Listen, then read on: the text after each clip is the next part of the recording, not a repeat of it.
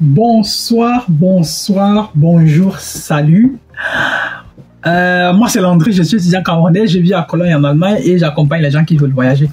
Aujourd'hui, je vais aborder avec toi 4 éléments ou 4 choses qu'il faut absolument éviter ou faire. Bref, ça dépendra de toujours comment je vais présenter la chose pour pouvoir obtenir un visa étudiant pour le Luxembourg en 2023. Si tu suis ces 4 préceptes, tu peux, je ne vais pas dire que tu auras le visa, mais tu commenceras quand même à aller du bon côté de ceux qui pourraient avoir un visa pour le Luxembourg en 2023. Si tu me découvres pour la première fois, moi comme j'ai dit, moi c'est Landry, j'étais étudiant, je vis à Cologne en Allemagne et j'accompagne les gens qui veulent voyager.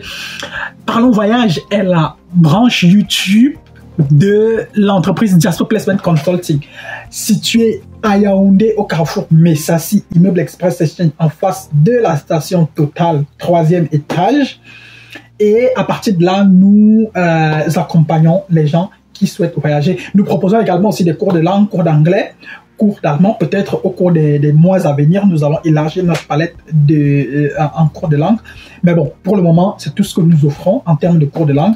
Donc, tu peux passer dans nos locaux de lundi à vendredi entre 8h et 16h et nous nous ferons le plaisir de te recevoir et de voir ce qu'il y a lieu de faire dans ton cas précis à toi. Regarde, reste sur la vidéo au cours des 10 prochaines minutes environ. Je m'en vais te parler de 4 éléments qui, selon moi, peuvent influencer positivement ou négativement ton visa étudiant pour le Luxembourg en 2023.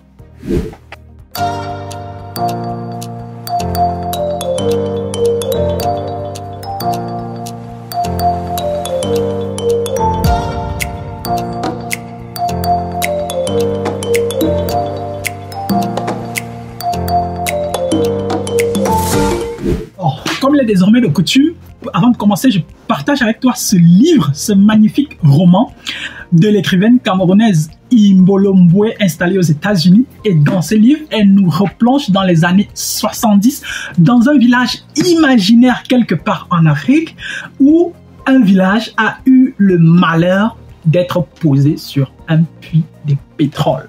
Alors, ce village-là, ce pétrole-là se retrouve exploité par une compagnie américaine. Malheureusement, le sol du village se fait polluer. Donc, c'est-à-dire la nappe phréatique, l'eau est polluée au village et les enfants commencent à mourir les uns après les autres. Je vais pas t'en dire plus sur ce livre. Si tu veux savoir, va le lire et je te le recommande très très vivement. Très magnifique livre et je t'assure tu ne seras pas déçu. Peut-être aussi à certains moments tu pourras pleurer. Donc voilà, ok. Maintenant passons au vif du sujet. Le vif du sujet concerne justement 4 éléments qui selon moi peuvent influencer positivement ou négativement ton dossier visa étudiant pour le Luxembourg en 2023. La première des choses que je m'en vais aborder ici, c'est ton profil. C'est-à-dire, ton profil est le premier élément qui va décider si oui ou non tu auras le visa. Et qu'est-ce que j'entends par ton profil? Ton profil, en fait, c'est qui tu es. C'est-à-dire, d'une personne à une autre, on n'aura jamais, presque jamais le même profil. À quelques exceptions près, il peut arriver qu'on ait quelques similitudes, ça et là, mais il est très difficile qu'on ait toujours exactement le même profil. Donc, ton profil. Et ton profil va prendre en considération plusieurs éléments. Ton âge, tes diplômes, tes moyennes, tes expériences. Elles peuvent être académiques, elles peuvent être associatives. Ton engagement social et peut-être aussi tes certificats, tes certificats de langue également. Tous ces éléments. Peut-être aussi tes moyens financiers.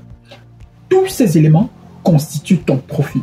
Et tous ces éléments sont des éléments qui vont avoir un impact direct sur ta procédure de visa. Et donc, s'il n'y a pas une conjugaison entre tous ces éléments, quel que soit X, l'un de ces éléments risque de mettre en péril le reste et certainement nuire à ta procédure de voyage. Et donc, si par exemple, toi tu as un baccalauréat A et que tu te retrouves par exemple en train de vouloir obtenir une admission, disons par exemple dans un programme de médecine, tu conviens avec moi que tes chances pour obtenir une admission dans un programme de médecine sont quand même assez réduites.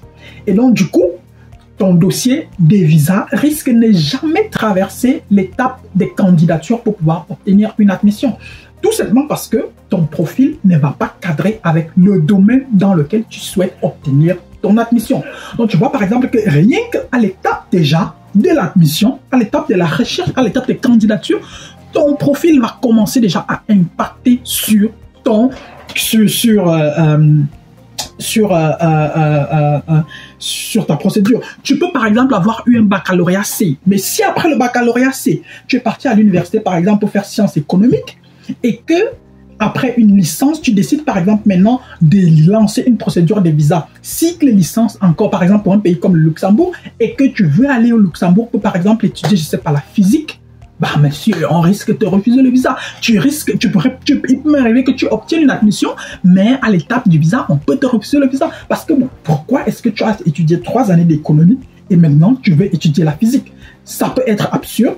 Et puis, bah voilà, on risque de te refuser le visa à cause d'une erreur comme celle-ci, alors que tu aurais pu tout simplement la corriger dès le départ. Même si la physique, c'est ce que tu voudrais étudier, autant mieux gérer ta procédure de visa avec un programme qui cadre avec le domaine de l'économie, arriver au Luxembourg et changer maintenant, tenter maintenant d'obtenir une admission dans un cycle pour la physique et puis maintenant aller étudier par exemple la physique, aussi simple que bonjour.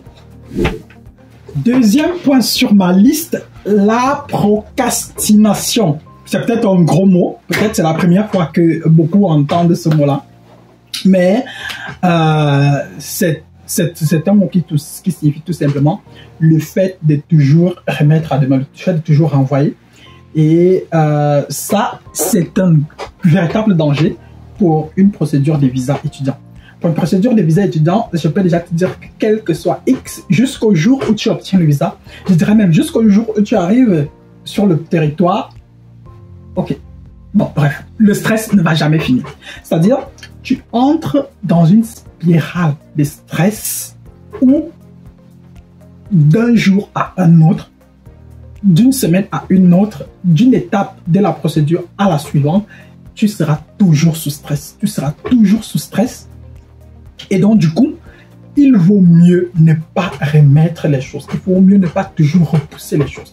Il vaut mieux avoir une longueur d'avance. Plus tu repousses, plus tu risques de te retrouver au niveau des délais. C'est-à-dire, plus tu risques de te retrouver que, bon, voilà, les délais sont limite. Et puis, par exemple, avec, une procédure comme une procédure de visa étudiant, quand tu repousses, par exemple, les candidatures dans les universités, en disant, OK, peut-être le délai des candidatures s'étend jusqu'au 15 mai, et puis toi, tu attends, par exemple, le 10 mai pour envoyer tes candidatures. Il peut arriver que tu envoies tes candidatures le 10 mai, et puis on te revient le 20 mai pour te dire, par exemple, qu'il nous manque tel et tel et tel document dans ta candidature. Et vu que le délai des candidatures est déjà passé, on va tout simplement mettre ta candidature de côté. Par exemple, je ne dis pas que c'est comme ça que ça va se passer, mais je dis que c'est un cas de figure qu'on pourrait, par exemple, envisager.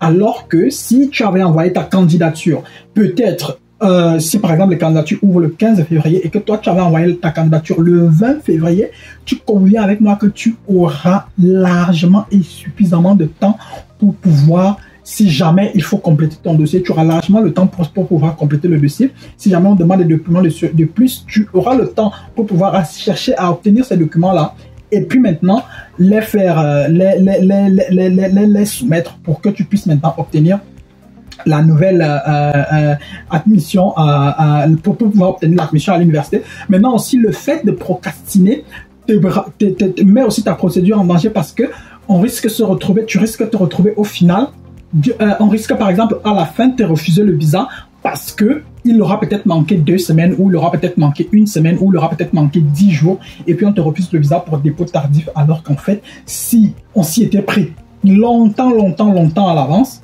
bah, on aurait pu éviter cela parce qu'on aurait forcément eu à la fin un peu plus de temps et puis bah, voilà, parce que le plus tôt tu obtiendras une admission, le mieux ce sera pour ta procédure.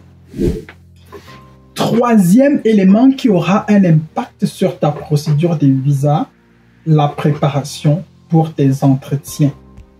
Pour ce qui est du Luxembourg et pour ce qui est des gens par exemple qui viennent d'un pays comme le Cameroun, cet entretien-là, il aura lieu à Campus Belgique. Donc, c'est à Campus Belgique que tu vas passer ton entretien et c'est à Campus Belgique que tu devras répondre à un certain nombre de questions. Il y a des questions auxquelles tu répondras par écrit. Et après avoir soumis le formulaire écrit, tu devras encore répondre à certaines questions, tu devras encore passer un entretien qui pourra, dans certains cas, durer jusqu'à 45 minutes. Donc, entre 20 et 45 minutes, un entretien comme cela. Et au cours de cet entretien-là, tu dois être capable de te défendre, tu dois être capable de te vendre, tu dois être capable de dire pourquoi c'est à toi qu'on doit donner le visa, pourquoi c'est pas à quelqu'un d'autre qu'on doit donner le visa. Tu dois être capable de donner les arguments nécessaires pour qu'on puisse se dire celui-ci, il mérite véritablement qu'on lui donne le visa. Et donc ça, pour pouvoir pour pouvoir arriver à ce niveau-là, il faut se préparer. Il faut se préparer, il faut s'asseoir.